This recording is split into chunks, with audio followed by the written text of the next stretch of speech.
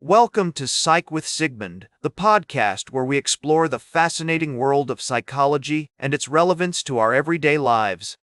I'm your host, Sigmund, and today we're going to talk about a powerful concept that can help you optimize your learning and retention of information: distributed practice versus massed practice. So, what is distributed practice versus massed practice?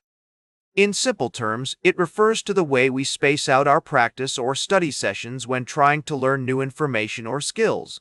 Distributed practice involves spacing out these sessions over time, with breaks in between, while massed practice involves cramming all the practice into one session.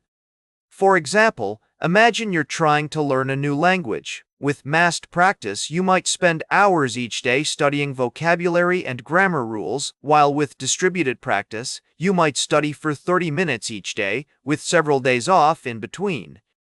But why is this concept important in psychology? Well, research has shown that the way we space out our practice can have a significant impact on our ability to retain information and learn new skills. In fact, studies have consistently shown that distributed practice leads to better retention and recall of information compared to massed practice. This is because our brains need time to consolidate information and make connections between different pieces of knowledge. The concept of distributed practice versus massed practice has its roots in the psychological theory of memory consolidation.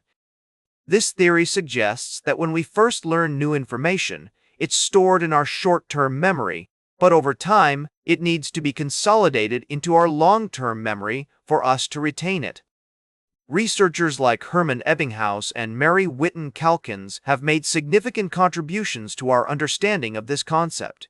One of the key psychologists who contributed to our understanding of distributed practice versus massed practice is Ebbinghaus. He discovered that when we space out our practice, we can reduce the forgetting curve, which is the rate at which we forget new information over time. This means that by using distributed practice, we can retain more information and learn new skills more efficiently. But how does this concept apply to real-life situations? Let's consider an example. Imagine you're a student trying to prepare for an exam. With massed practice, you might spend hours each day studying, but with distributed practice, you could break up your study sessions into shorter periods, with breaks in between. This can help you retain more information and reduce the likelihood of burnout. Another practical application of distributed practice versus massed practice is in therapeutic settings. For example, exposure therapy, which is used to treat anxiety disorders, often involves gradual exposure to feared stimuli over time. By spacing out these exposures, therapists can help clients become desensitized to their fears and develop new coping skills. Research has shown that this approach can be highly effective in reducing symptoms of anxiety. In addition to its practical applications, distributed practice versus massed practice also has implications for our understanding of human memory and cognition. Research has shown that when we space out our practice, we are able to strengthen the connections between neurons in our brains, making it easier to retrieve information later on. This process is known as synaptic plasticity. However, there are also some limitations and controversies surrounding distributed practice versus massed practice. For example, some research has suggested that massed practice can be effective in certain situations, such as when we need to learn a new skill quickly. Additionally, some critics have argued that distributed practice can be impractical or inconvenient, particularly for people with busy schedules. Despite these limitations, the evidence suggests that distributed practice is generally more effective than massed practice for long-term retention and recall.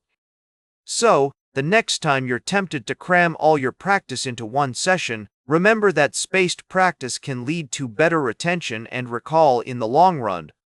In conclusion, distributed practice versus massed practice is a powerful concept that can help you optimize your learning and retention of information.